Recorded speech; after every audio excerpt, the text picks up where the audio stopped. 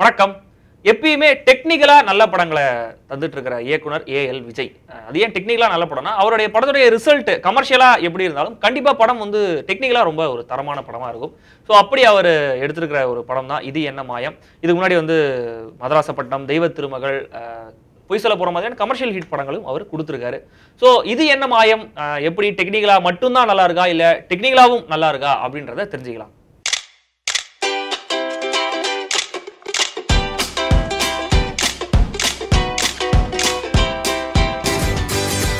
இது என்ன மாயம். விக்ரம் பிரபு அவருடைய ஃப்ரெண்ட்ஸ் எல்லாம் ரொம்ப பேஷனேட்டா ஒரு தியேட்டர் ஆர்டிஸ்ட் எல்லாருமே அவங்க. ஆனா அவங்களுக்கு வந்து அந்த தியேட்டர்ல லாபமே இல்லை, என்ன பண்றதுன்னு தெரியாம யோசிச்சுட்டு இருக்காங்க. அவங்க என்ன பண்றாங்க, ஒரு புதுசா ஒரு ஐடியா பண்ணுவோம் சொல்லிட்டு எல்லாரும் சேர்ந்து லவ்க்கு ஹெல்ப் பண்ற ஒரு சின்ன டீம் மாதிரி ஒன்று ஆரம்பிக்கிறாங்க. அதாவது இந்த லவ்க்கு ஏற்ற ஒரு மூடை வந்து சூழலை வந்து அவங்க கிரியேட் பண்ணுவாங்க. இந்த யூடியூப்லாம் பார்த்துருப்பீங்களா, பெஸ்ட் ப்ரப்போசல் வீடியோ ஒருத்தர் தேட்டரில் போய் ப்ரப்போஸ் பண்ணாரு, ஷாப்பிங் மால்லாம் ப்ரப்போஸ் பண்ணாரு. அது மாதிரி இவங்க ஒரு செட்டப் கிரியேட் பண்ணுவாங்க. ஜூனியர் ஆர்டிஸ்ட்லாம் ஹையர் பண்ணி அதெல்லாம் பண்ணுவாங்க. ரொம்ப சக்ஸஸ்ஃபுல்லாக போயிட்டு இருக்கு அவங்களுடைய அந்த ஏஜென்சி.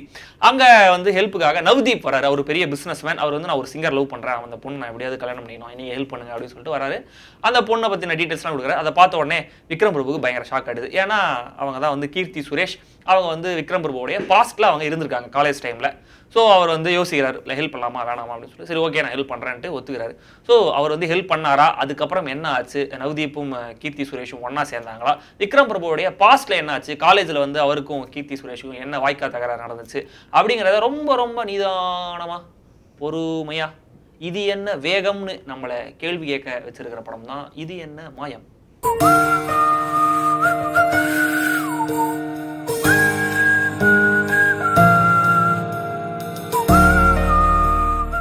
ஹீரோ விக்ரம் பிரபு ரொம்ப முரட்டுத்தனமான ரிசர்வ்டான ஒரு கேரக்டர் இந்த படத்துல. அது கரெக்டா செட் ஆயிருக்காரு. ஆனாலும் ரொமான்ஸ் காட்சிகள்ல கொஞ்சம் கஷ்டப்படுறாரு. அது கொஞ்சம் அப்படி ஒரு இம்ப்ரூவ் பண்ணிக்கிட்டா அடுத்த படங்கள்ல ரொம்ப நல்லா இருக்கும். ஹீரோயின் புதுமுகம் கீர்த்தி சுரேஷ் ரொம்ப அழகா பப்ளியா இருக்காங்க பார்க்கறதுக்கு. ரொம்ப நல்லா எமோட்டும் பண்றாங்க. ஒரு நல்ல ஃபைண்ட் அவங்க அப்படின்னு தான் சொல்லணும். வழக்கமா தமிழ் படங்கள்ல அமெரிக்க மாப்பிள்ளைகள் பண்ற வேலையை இந்த படத்துல நவ்தீப் பண்ணியிருக்காரு. ரொம்ப பெரிய இம்பாக்ட் கொடுக்குற நடிப்பு இல்லைனாலும் ரொம்ப மோசமில்லாத நடிப்பு அப்படின்னு தான் சொல்லணும். படத்துல காமெடி நிறைய இடங்கள்ல ரொம்ப சூப்பரா ஒர்க் அவுட் ஆயிருக்கு. அதுக்கு ஹீரோவோட ஃப்ரெண்ட்ஸா வர ஆர்ஜே பாலாஜி, இன்னொரு ஆர்ஜே பாலாஜி, அஜய், சார்லி இவங்களுடைய சரியான நடிப்பு, டயலாக் டெலிவரி, டைமிங் இதெல்லாம் ரொம்ப பெரிய முக்கிய காரணம். அப்புறம் அம்பிகா, நாசர் ரெண்டு பேரும் சின்ன ரோல்ல அப்படி சின்னதா பெர்ஃபார்ம் பண்ணிட்டு போயிருக்காங்க. லைஃப்ன்றது நிஜம். அதை செட்டப் பண்ணி மாற்றணும்னு நினைக்கிறதுலாம் கொஞ்சம் ஓவர் ஆம்பிஷியஸ். முன்னாடியே சொன்ன மாதிரி இது என்ன மாயம் படத்துல சினிமாட்டோகிராஃபி, காஸ்டியூம்ஸ், பேக்ரவுண்ட் மியூசிக்னு டெக்னிக்கல் விஷயங்கள் எல்லாமே ரொம்ப சூப்பரா இருக்கு. படம் பார்க்கறதுக்கு ரொம்ப கலர்ஃபுல்லா அழகா இருக்கு. ஆனா படத்துடைய எடிட்டிங், பாடல்கள் ரெண்டுமே கண்டிப்பா இன்னும் கூட கொஞ்சம் பெட்டரா இருந்திருக்கலாம்.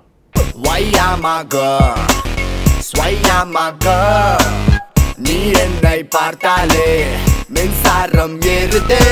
இது என்ன மாயம் படத்துல பெரிய பிரச்சனை என்னன்னு கேட்டீங்கன்னா, படத்துடைய பேஸ் வெறும் 140 நிமிஷம் தான் படம் ஓடுது. ஆனா ஒரு 4 நாள் ஓடுற மாதிரி ஒரு ஃபீலை கொடுக்குது. ஹீரோவுக்கும் ஹீரோயினுக்கும் நடுவில் ஒரு பிரச்சனை வருது. ஆனா அது வந்து ரொம்ப கன்வின்சிங்கா இல்லை. அதனாலேயே அடுத்தடுத்து வர காட்சிகள்லாம் நம்மளை ரொம்ப கேள்வி கேட்க வைக்குது. ஒரு சில இடங்கள் வந்து ஒரு இங்கிலீஷ் சீரியல் பார்க்குற ஃபீலை கூட நம்மளுக்கு கொடுக்குது. ஃபர்ஸ்ட் ஹாஃப் முடிஞ்ச உடனே செகண்ட் ஹாஃப் இப்படி தான் இருக்க போகுது அப்படின்னு நம்மளால ஈஸியாக கெஸ் பண்ணக்கூடிய ஒரு கதை தான் இது. ஆனா அது நடக்கிற விதத்துல இன்னும் கூட நிறைய சுவாரஸ்யங்களை இயக்குனர் சேர்த்துருக்கலாம். ஒரு கட்டத்துக்கு மேல படம் வந்து சீரியஸா போகணுமா இல்ல காமெடியா போகணுமான்னு டேரக்டர் அப்படி யோசிச்சுட்டே படத்தை முடிச்சிருப்பாருன்னு தோணுது. ஏன்னா காமெடி படத்துல ஒர்க் அவுட் இருக்கு. அதை வச்சே கூட கடைசி வரைக்கும் அப்படி கொஞ்சம் டிராவல் பண்ணி காமிக்கா கொஞ்சம் முடிச்சிருக்கலாம்.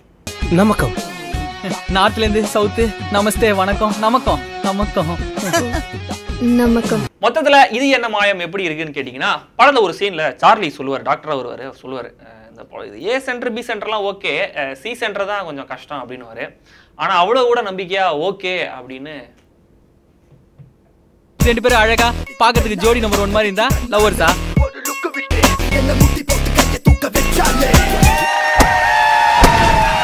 தெய்வ திருமகள் படம் வந்த சமயத்துல எல்லாருமே சொன்னாங்க அது வந்து ஐ எம் சாம்ன்ற ஒரு ஹாலிவுட் படத்தோட இன்ஸ்பிரேஷன் எடுக்கப்பட்டிருக்கு அப்படின்னு சொல்லிட்டு. நான் நம்பவே இல்லை, நான் நம்பவே மாட்டேன் அப்படின்னு சொல்லிட்டேன். நான் ஐ எம் சாம் பார்த்தேன். அதுக்கப்புறம் கூட நான் நம்பவே இல்லைன்னா பாருங்களேன். ஏன்னா டேரக்டர் விஜய் வந்து எனக்கு ரொம்ப பிடிக்கும்.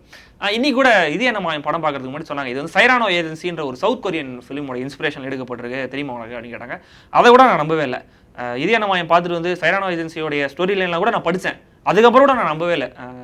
உங்களுக்கு வந்து சைரானோ ஏஜென்சி படம் எப்படி இருக்கும்னு நீங்கள் கேட்டிங்கன்னா, இந்த ரிவ்யூ வந்து நீங்க முதல்ல இருந்து பாருங்க, உங்களுக்கு தெரியும். ஓகேவா கார்த்தி? டீ இல்ல, எனக்கு காபி தான் பிடிக்கும். ஓகே எடுத்து வைங்க. பை. ஏ சென்டர் பி சென்டர்லாம் ஓகே, சி சென்டர் தாங்க.